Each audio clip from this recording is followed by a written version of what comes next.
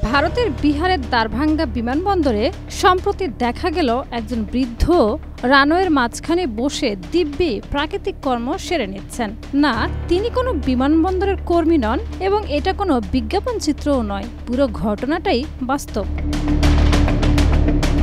বিমান তখন বোর্ডিং চলছে, যাত্রীরা লাইন ধরে বিমানে উঠছেন, আর এই ভদ্রলোক রানওয়ের পাশে সাদা কুর্তা পাজামা পরে বসে, যেন রানওয়েটি তার ব্যক্তিগত বাথরুম।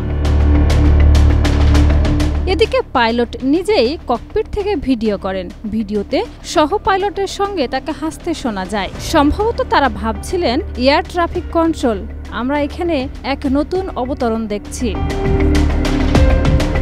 ভিডিওটি মাত্র 9 সেকেন্ডের, কিন্তু ইন্টারনেটে তা যেন বিস্ফোরণ ঘটিয়েছে। কেউ বলছেন এটা প্রমাণ করে সাধারণ মানুষও এখন বিমানে চড়ছেন। কেউ আবার মন্তব্য করেছেন, ভারতের প্রায় সব জায়গায় এরকমের ঘটনা দেখা যায়। অন্য কেউ কটাক্ষ করে লিখেন, বিমানবন্দরে অসংখ্য টয়লেট থাকার পরও এমন কাজ একেবারেই বোকামি।